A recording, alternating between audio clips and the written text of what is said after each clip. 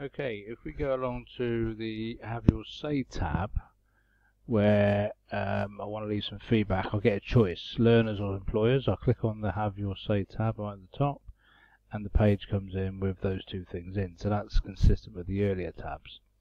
If I look at it from the viewpoint of an employer that works with you, assuming that's how it works, and I want to leave some feedback, I've got choices to click on Employers Have Your Say or go to Employers Have Your Say, so they go through to the page. Now what I'm expecting to see is an easy way for me to leave some feedback. It tells me how I can leave feedback, questionnaires, reviews, feedback cards, surveys, forms, verbally, etc. But then there's nowhere obvious for me to go to actually leave some reviews. It does tell me that Ofsted has developed an online questionnaire for employers to give their views about the providers they work with. So now I've got to, if I find it, if I see it, if I can be bothered, to click on employer review, which then unfortunately what it does takes me away from your website to the Ofsted site, and now I've got to deal with their website. And when I land on that, that is not obvious either. But I've got this give your view now, so I can click on that. But now I've got to register. I personally would set something up on your own website where employers can give reviews directly to you initially, because it's you that wants it. It's going to be more useful to you. And one of the things I would always recommend, if you want somebody to leave something like a review, is you don't have them register first. Most people will not register because they see it as being a bit of a faff, can't be bothered. There's also GDPR to consider, so just let them leave you some review, and it goes through to whoever's in charge of reading reviews. That's what I would recommend. If we look at your tab that says Work for Us, and I click on Current Vacancies, I get sent to this page. It also tells me there are no vacancies at the current time. Personally, I think that should be much bigger and bolder and easier to see, so people can see it in an instant. All right, there's nothing to see here. And then in a different line, again, quite bold and quite large, so people can see it easily. The People Bank.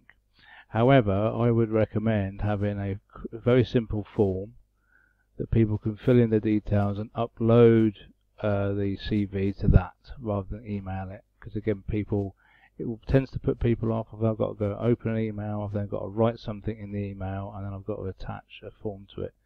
If you can contain it within the website, it makes it much easier to control as and when you need to.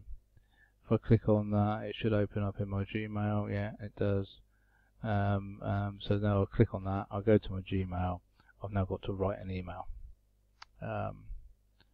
And I've now got to compose it, and then I've got to upload or attach the CV to it.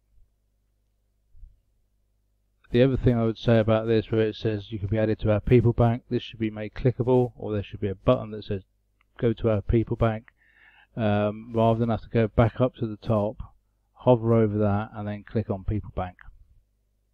Again, it's all added obstacles to stop people doing something, and we want to avoid that. And again, the same thing applies here. Please email your CV. A little form, very similar to what I've just described, makes it much easier for them. Remember, the idea is to make everything as easy as possible for the people using the website, and that's what I would recommend. Quickly checking back onto the home page, we've got the banners across the top. But there's no calls to action on them, so there should be something on here for me to click, where you want me to send, where do you want to send me, like something like, what want to find out about courses, click here. Want to read case studies, click here. It just drives people to where you want them to go as they see them through. The other thing I would recommend is on smartphones and tablets that we don't have this running if it's a slider, because they don't work well on those. The screen size is too small. Then we've got these. Our company, what we do already in the top thing, in the top menu. One of the I've clicked on them all. They all work apart from this one. The First College links. I'm assuming it should go to something about e-learning, but when I click on it, it just takes me back to the home page again, because it's nothing connected to it. Whereas finding work, if I click on that, that takes me through to the finding work page, and so forth. If we have a look at these on the left hand side, the courses, again there's a little lack of consistency on these. Let me give you a quick example of where there's something that's been missed out. A couple of questions, because I'm assuming it's got no instruction there, it just says courses, so I'm assuming I will click on that and find out how I can perhaps sign up to a course. This takes me to the customer service course. I've got 3 lots of details, level 2, 2 level 2s and a level 3. If I click on the details here, again no instructions, you need instructions. Customer service practitioner level 2 standards, what the course offers me. Again a lot of text to read through there, but then no call to action. How do I sign up for it? What happens next? And when I read down here, which should be actually much easier to see, it should be really stand out. For more information about studying for work-based learning in, I'm assuming there should be a sort of phrase that follows the word in before the comma, which would probably be in customer service practitioner level 2 standards. That's being missed out.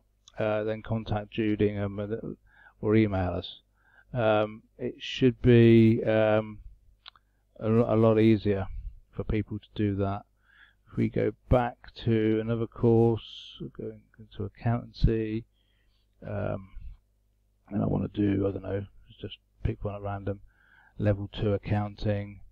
Again, we've got a slightly different layout, course contents, but again, no calls to action until right at the very end, which most people don't read down to. For more information about studying for work-based learning, contact. Right, well, I thought these courses were going to be for me to click on and sign up for, or get something, or request, or to find out about how do I join that learning process. So it's one of those things which again causes me confusion. Okay, if we have a quick look at the free support for employers, I'll give you a couple of examples of here. This is again not following the same format. This won't tell anybody anything. This needs to be a descriptive line. So it needs to say click here to email Vanessa Everington. Otherwise it's just a word, and it won't know until they hover over it that it has actually a link. Not everybody will actually know that, but also you can't do that when it's on a phone or tablet. The other thing to bear in mind is GDPR. You've got a contact form here, but there's no confirm that I need to have a box there to tick by GDPR law that says I consent to you holding my details. So that actually contravenes the GDPR regulations, and I think all the other forms do as well. So you may need to get somebody to check that for you, because you don't want to be hit with one of those fines. Couple more things. News on the latest news again. If we go down, we can see thing about Ofsted, National Apprenticeship Week 2016, and one here about, oh yeah, here we go. First College at Greater Lincolnshire Skills Show 2015.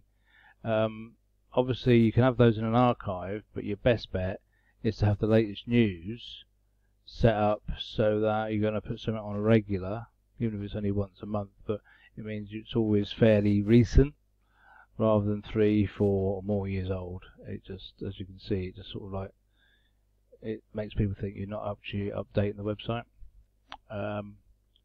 If we then go to First Meals, you mentioned First Meals to me. There's very little promoting it. Again, since 2006. If I go to about First Meals, I would have expected something. If you want to encourage me to do this, if you would like to know more, I think it's about coming up with different words like benefits. Call us to see how your school could benefit from our First Meal service or something similar, and then sort of like sort of big it up a little bit, particularly if you're going to make it into a separate business, because you want to be able to sell it and sell it strong. Okay, if that makes sense. If I go to the First Meals menu, I get this page which looks a bit empty. download our sample first meals menu here. That could be, you could actually have the first meals menu there when people land on it, rather than ask them to download it. Because they're not going to want to download a sample, I suspect. They want to sort of see what you do and then contact you.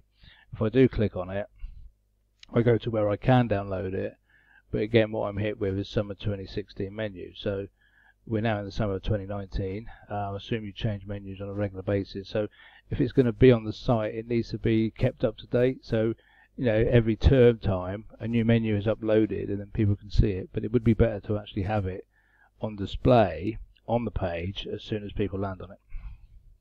Okay, last little bit, finding work. It's just really sort of a question. Obviously it depends on how important it is and how often it needs to be updated. But the first, for instance, what caught my eye was the first line. It says here unemployment is rising, but the latest report last month said that unemployment is currently at a 44-year low. Again, it may be something. It may just mean that in practical terms that we don't have to mention that. We just change the structure of the first sentence. It's only a small thing, but it is something that sometimes people pick up on, particularly employers. Which again, it sort of like undermines any message that you're trying to get across to the people you want to engage with and get business from. So it's just a small thing. I am aware of the hosting issue, so that's why you've not currently got an SSL certificate, as we can see up here, where on certain browsers, particularly Google Chrome, and it's important with Google Chrome because it is the most used browser on the internet. It's about 63% of people use that.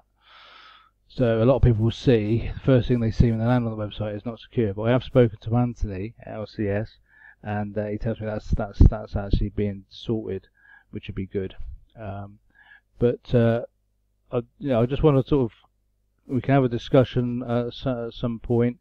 I just wanted to give you a good feel for what I experienced as I looked through your website, and so that you can have something more, sort of a decent information to make a decision with in terms of how you want to sort of work on the website and how you want to change stuff. So even if you change it yourself, you've got an idea of where you could start working on it. So hopefully this has proved helpful, and I shall catch up with you and speak to you soon.